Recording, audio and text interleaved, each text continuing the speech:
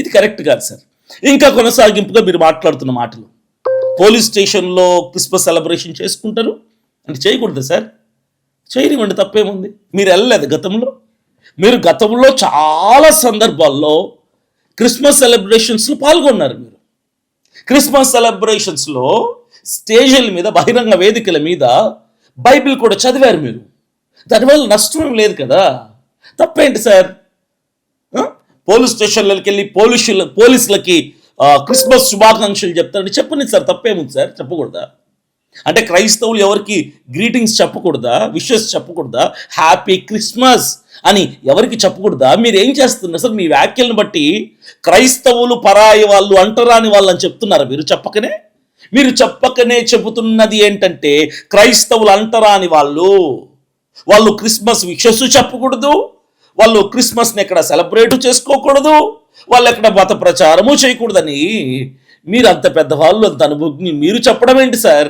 ఇది చాలా కరెక్ట్ కాదు సార్. ఇది చాలా బాధాకరమైన విషయం సార్. మీరు దేశాన్ని ఇంకా ముక్కలు చేసే వ్యాఖ్యలు చేస్తున్నారు సార్. అర్థం చేసుకుని దయచేసి ఇంకా వినండి క్రైస్తవ సమాజం, ఇంకా వినండి నేనేం మాట్లాడుతున్నారు. మీరు ఒక క్రిస్టియన్స్కే మనోభావాలు ఉంటాయా? హిందువులకి ముస్లింలకు మనోభావాలు లేవు. దీనికి సమాధానం ఏంటి?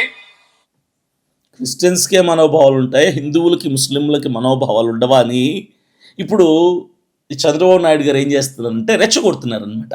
ఎవరిని? హిందువుల్ని. హిందువులారా, మీకు మనోభావాలు లేవా? క్రైస్తవులు మత ప్రచారం చేసి మతాన్ని మారుస్తుంటే మీరు నోరు మూసుకొని ఎందుకున్నారు? మీ మనోభావాలు దెబ్బతినటం లేదా అని ఇలా రెచ్చగొడుతున్నారు. ఇప్పుడు ముస్లిం సహోదరులని, హిందూ సహోదరులని రెచ్చగొడుతున్నారనమాట. ఆ మాటకు అర్థం అదే కదా. ఇది పరిస్థితి. ఏనండి, అంతర్వేదిలో చెప్పారు, మేము సిబిఐ. అది మీరు చూశారు కదా.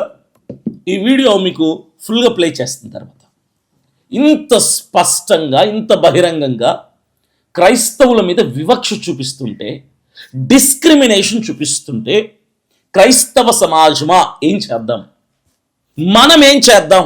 నాకు ఆన్సర్ చెప్పగలరా మీరు?